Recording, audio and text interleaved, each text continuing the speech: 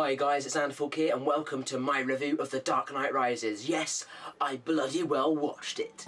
And what do I think of it? Well, let's just say, for those who are worrying, it could have been this. That's right, I have a copy of this. This wretched piece of congealed monkey vomit. I own this. Despite the creation of this film, there will only be one Batman in my heart. Nolan Batman. And what do we do to imposters saying that they are the Dark Knight? Well, there's only one thing we can do.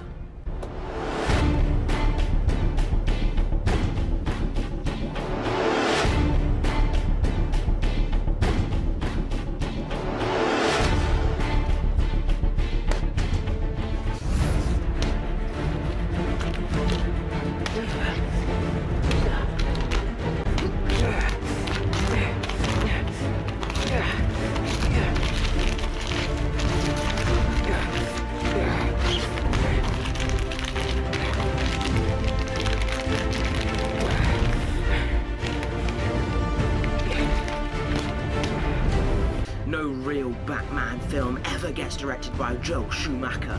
Never!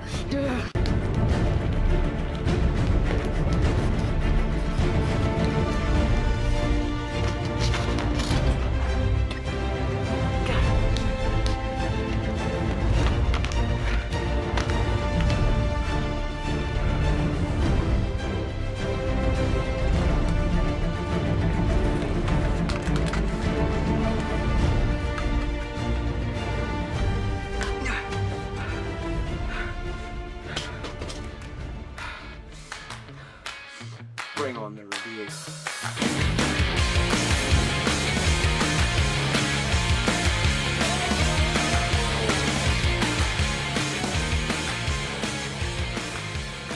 Hi guys, it's Xanderfaulk here and welcome to, finally, my Dark Knight Rises review. Yes, it's been 2 goddamn weeks since this thing came out and why haven't I reviewed it?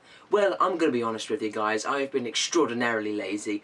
Due to a faulty Spider-Man review, I ended up just deleting it and thinking that I'm just not going to bother uploading that review. I just didn't want to do it. I just didn't want to do it again. I was just left stunted and particularly annoyed at the fact that all the effort I put in making that review just went into nothingness. Just because my editing software decided to go for a little crazy loop and not even bother working for a while. Now, The Dark Knight Rises is of course the 3rd and final chapter of Christopher Nolan's Batman trilogy. Christopher Nolan's Batman is a very more realistic, dark, gritty adult version of the Batman series, the way that Batman should have been. Let me remind you that the last Batman film we had before the Nolan trilogy was... yeah, we had that. But thankfully Christopher Nolan gave us a fantastic start to a fantastic trilogy, and of course the final one is now here. Now just before I get into it, you must know I am a Batman fan. He's more relatable and more realistic compared to Superman, and anyone who really just speaks bad about the Batman characters don't really tend to win the argument with me. And if they do win the argument, it doesn't mean they're going to leave the argument unscathed. Hey Kyle, we're gonna go watch The Dark Knight Rises in 5 minutes, okay? Make sure you're ready. Oh my god, do I really have to go watch that? I told Dad yesterday I didn't want to go watch that because Batman is the worst superhero like ever.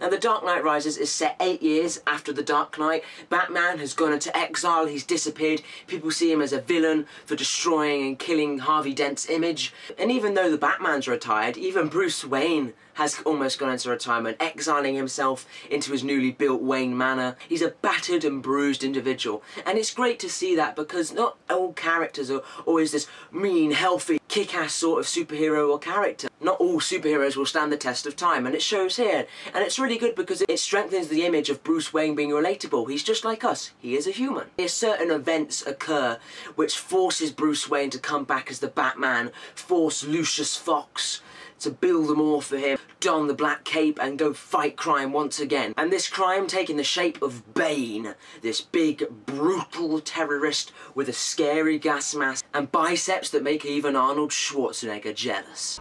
Bullshit! Now the story in this film is very good. I did really enjoy it. It's very intriguing, and the story leads to some great epic moments of action and just some great moments you would never expect to see in a Batman film.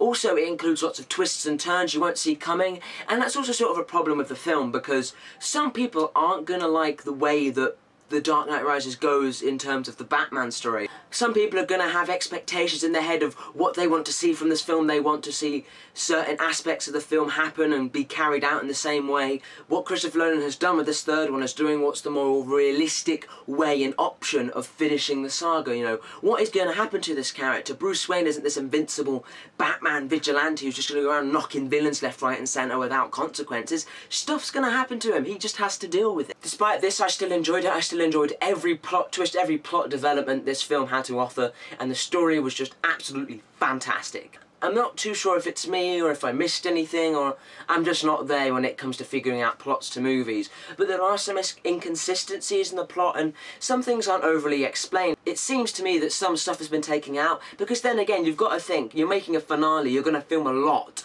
and this film is going to be very detailed, and yes, it may be 3 hours, but are people going to sit there for 3 hours? The hardcore fans that really do want to watch the film will, but the majority of the mainstream audience that this film is also targeted towards probably won't. So it seems to me they've taken out some scenes, some dialogue scenes that aren't just generally efficient to the plot, but it seems like they've taken out some details by accident or just a general better explanation. Now of course we're going to get to the actors here. We have Christian Bale doing a fantastic performance as usual. Christian Bale manages to act the broken hero very well. He gives off a very relatable performance, a very emotional and strong. We then of course have Bane played by Tom Hardy. While Bane is more threatening in the physical approach, he's also threatening in the psychological approach as well. He is smart, he does have tactics, but would I say is he a better villain than the Joker? I would opt more for the Joker because the Joker was a more methodical and more just a generally interesting and well thought out character. Bane has a more direct motive. You know what he wants and you know what he's going to gain out of this. In which with the Joker you had no clue. He was just freaking mad, but he was good at it. But Tom Hardy does a very good job, and he must have worked out a hell of a lot to get to the shape he was in this film. And another character to mention is of course Selina Kyle, aka Catwoman, played by Anne Hathaway. And I'm just going to get this out of the way. Anne Hathaway is gorgeous. Because you're gorgeous. And watching her jump around riding on bikes, beating the crap out of men, all in a tight leather-clad suit, I'm all for it. I think she's also a very good actress and she portrays Selina Kyle very well. She's like a femme fatale, sexy woman who's just a feisty challenge for Batman. And then of course we've got the rest of the cast. Michael Caine, fantastic performance as usual. I don't really need to go into too many details about him as Alfred. Just simply amazing. Then we've got Gary Oldman playing the exact same character he was before. Great. Commissioner Gordon is not only just a great character, Gary Oldman portrays him perfectly. And then we have newcomer Joseph Gordon-Levitt playing a detective who's caught up in all this chaos. And in all honesty, Joseph Gordon-Levitt is one of the most surprising cast choices. I wouldn't really see him being in The Dark Knight Rises, and he did do a fantastic job in Inception, and he does a very good job here. He was one of the more surprisingly well-acted and well-written roles in the film, and in all honesty, I really enjoyed his role. Another big factor of the film is of course the action, and the action here does not disappoint whatsoever. The action in this film is very gratifying, it's very brutal, it's realistic. There's some really bone-crunching and moments. It's absolutely great to see, and this film is definitely very intense. There are some slow parts to the film, but there is never really a dull moment. They're just generally well written and they're very intriguing and interesting. You never find yourself bored at all throughout these scenes, and like I said, the action doesn't disappoint. So if you've just got an overall a well-paced movie, it does feel like it's a long film, but it doesn't feel like it's longer than it actually is. And also this film is beautifully shot. There's some really great moments in this film. You just sit there and you seriously have to appreciate the cinematography here because it was fantastic. And it's helped also by none other than Hans Zimmer's score. Wow. If there's anyone you want to score for an epic movie and to get an epic feel, just to get them goosebumps rising and to get that intense feeling flowing through you, it's none other than Hans Zimmer, because he does the most amazing soundtrack. You heard some of it in the beginning of my review when I was destroying Batman and Robin. He does not disappoint. I mean, I love Hans Zimmer's soundtrack, and The Dark Knight Rises, it's great. And in all honesty, I was satisfied by the conclusion. I generally thought, yeah, I enjoyed that. I'm glad it ended the way it ended. I came out of that theatre loving that film, definitely satisfied and not left disappointed whatsoever. From further examination, like I said, it feels like some details and some scenes may have been removed for pacing reasons, but then again, would it have detracted from the pace? Would it have made the film boring? I don't know. Hopefully, I would like to see some deleted scenes on the Blu-ray when it comes out, or maybe an extended cut. I wouldn't be surprised if there was, because we all know hardcore fans want the biggest, longest, and most hardcore version they can get. You may never know, we may get some extras there as well. Maybe Batman even decided to go a bit more commercial. No, do advertisements, even write his own songs. Hey, I just met you, and this is crazy, but here's my number, so come Batman. It's hard to look right at your baby. Yes, that was an attempt at humour.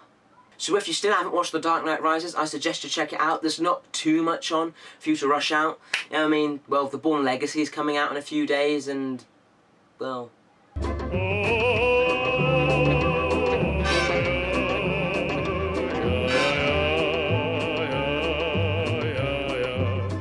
My overall rating for The Dark Knight, it was one of my best movie experiences I've had in a while, especially this year, and it's going to be the first time ever on my YouTube channel that I give a movie a 5 out of 5.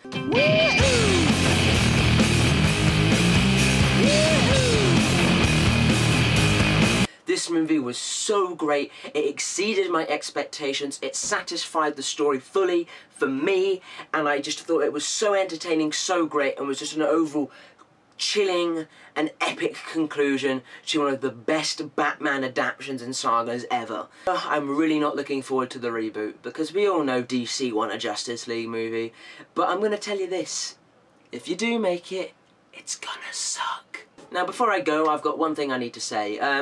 Shortly after The Dark Knight Rises premiered, there was a shooting in, I think, a place called Aurora, and I thought because it was so devastating and so tragic that I need to speak about it. Now, in all honesty, if you haven't heard of it, which I'm pretty shocked if you haven't, but a guy went into a midnight screening of The Dark Knight Rises in Aurora and gunned down a lot of people, killed a lot of people as well, and injured tons, and it was very tragic, and the guy is clearly insane, and while I'm not going to go into the reasons why, because it's not very important, I will say that one thing that made me stand out is, not only was it so tragic and so just devastating, Christian Bale actually went out of his way to go visit some of the victims of the shooting.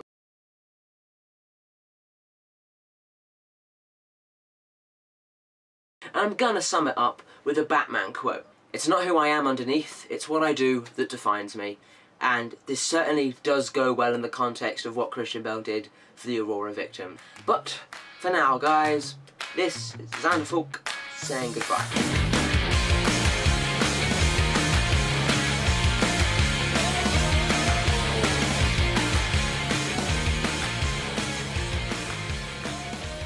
Bruce Wayne, more life lessons about donning the Black Hood.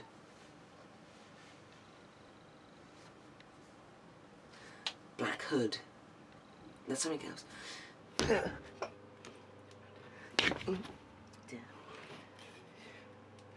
Oh, come on. Some scenes, some little bit of explorative. Bleh.